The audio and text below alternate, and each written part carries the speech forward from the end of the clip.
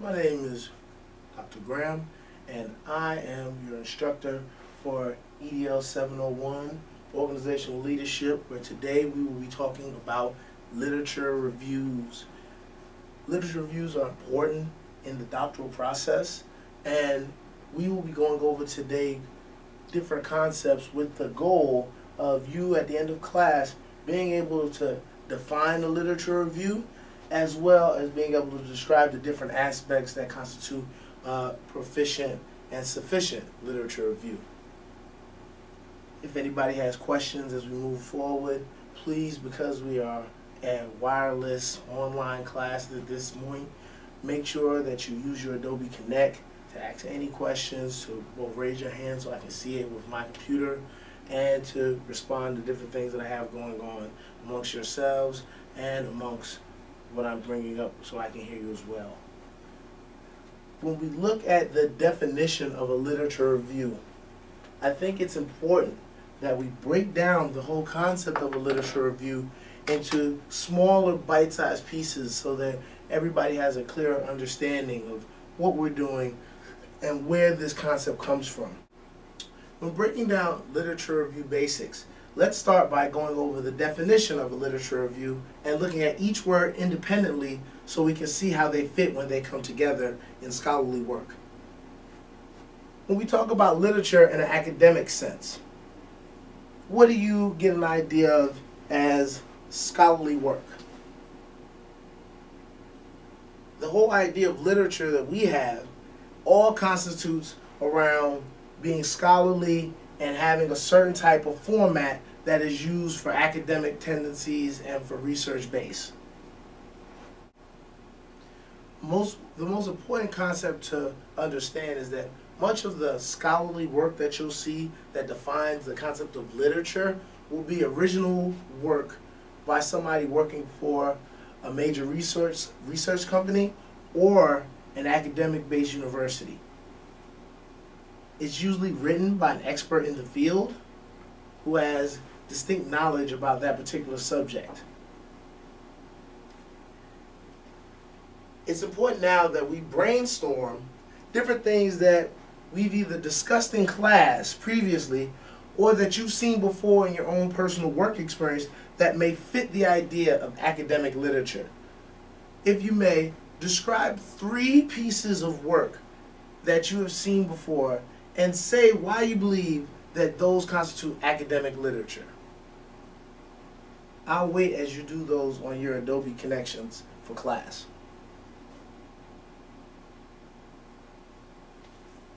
Okay, that's the first one.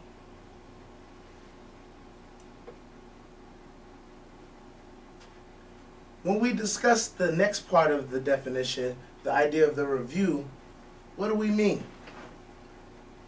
When we look at review just as a word, it gets defined as a critical article or report. And it'll usually be seen in a periodical, a book, or some sort of journal. The biggest part that you want to understand is that it is based on critique and evaluation. So when we discuss review in the academic sense, understand that you're talking about giving a critique, giving a full evaluation of something that has a scholarly background.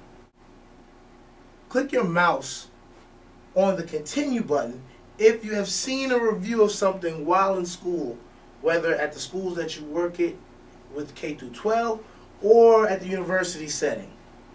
Show an example in the comments section before we move forward so we can kind of look and see what different examples everybody has when we're talking about something that is based in the idea of review. Now that we've seen both sides of the different words involved with the definition of literature review, let's bring them together for a full academic definition.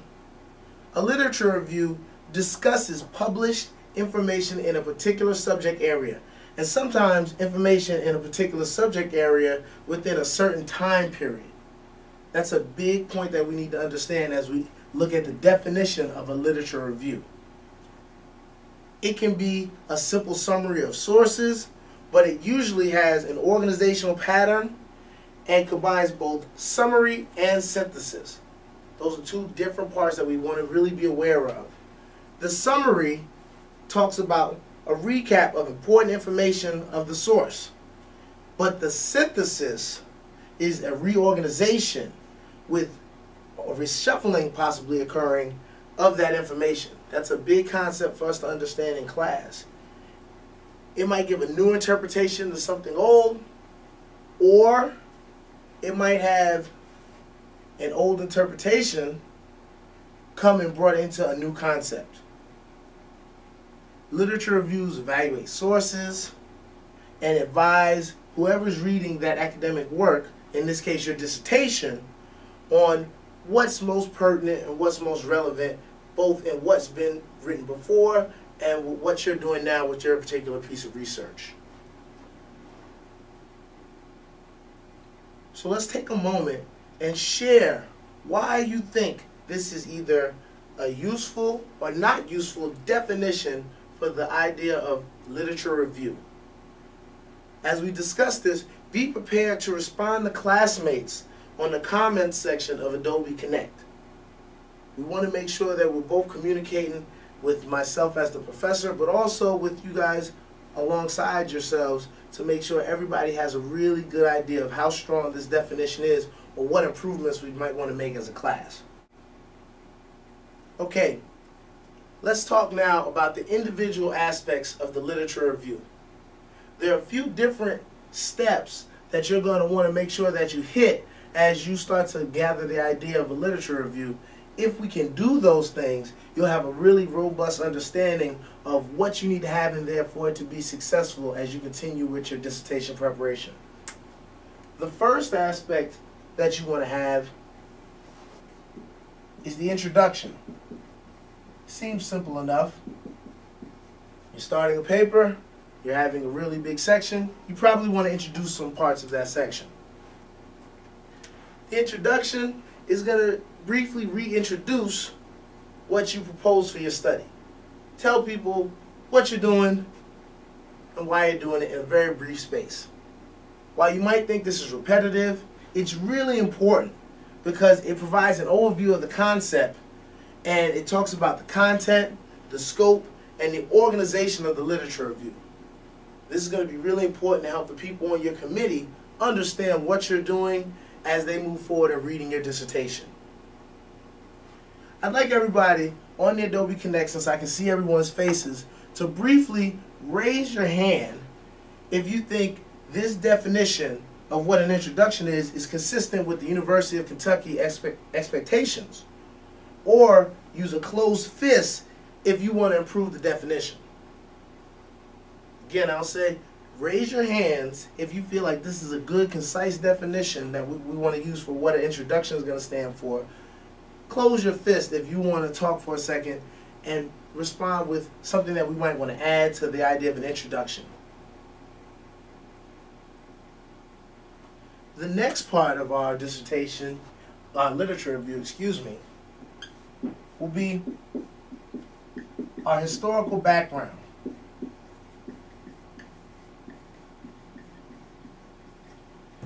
We've moved forward from the introduction. We've reintroduced some of the concepts that our paper started with. Now we're talking in the literature review about what's been said about this topic before, what has been said about this subject before. You want to synthesize. We talked about summary versus synthesize. We want to synthesize findings across studies. We want to include some comparisons maybe in terms of different researchers, different research studies, and different topics in research that are all related to what your particular study is involved with. And we want to talk about research outcomes, perspectives, and methods that might be associated with those different studies. This is really important. You want to include a lot of recent primary sources of empirical studies, so studies that are all research-based from scholarly journals. That's going to help your committee see why the topic that you chose is important. If there's no research on it and there's no background in the concepts that you're trying to discuss, it probably means that you need to do more pre-search, as I like to call it, on your actual topic before you bring it to your committee. at this time, as a class, I'd like for you guys to record any major names that you already know in the field you're interested in. This will help us get an idea of what you already have as a historical background for some of the major authors in the fields that you're looking at. If you don't have any, that's okay. Right now is the time to maybe start gathering different topics in your field that might be important so that you can use those to find the leading authors in those respective topics in your field. The next part, which could be a little difficult as we move forward, is going to discuss the theoretical framework.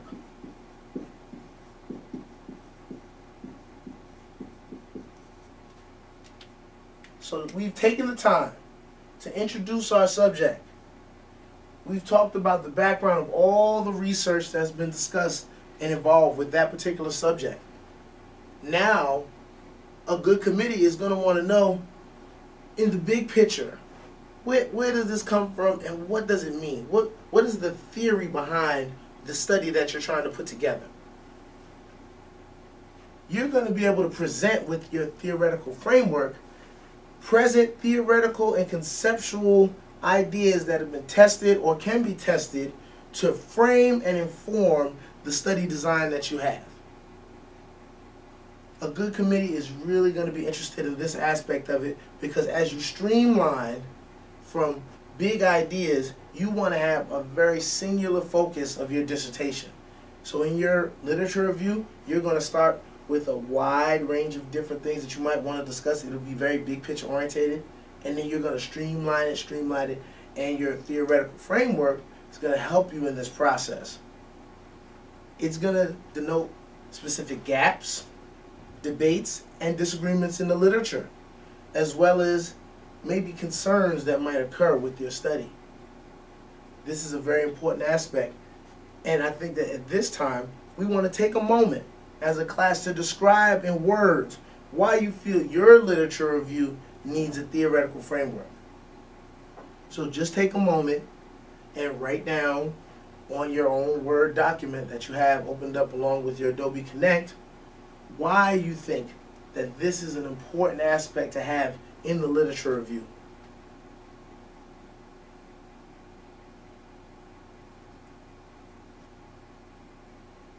Okay, we've taken our time, we've gone through the first 3 aspects of the literature review, and now we're to the final aspect, the summary. Some people might skip over this and just say it should be almost identical to the introduction. I think that that could be a big mistake. It's really important in the literature review that your summary kind of pulls everything together and leads you forward as you continue on your dissertation. The summary is going to talk about the major concepts that you discuss throughout the whole literature review. But it's also going to justify how your study can address specific gaps or inconsistencies in the literature. So when we talk about all the different things that have been written about your subject in the past and where your piece of research fits in, the end of your literature review is going to take the time to make sure that your reader understands how your literature, how your piece of research, I should say, fits in to the big scope of things and why it's necessary to have that. Let's describe on paper a representation of the outline of just the summary, not the full literature review, but how would you outline the couple of parts you want to put and emphasize in the summary aspect, the summary portion of your literature review. Have a little discussion time via Adobe Connect, which we're using, where classmates can talk about the different aspects of the literature review as we've kind of laid them out here, and we can really see how this will fit into your ideas at this point of your dissertation.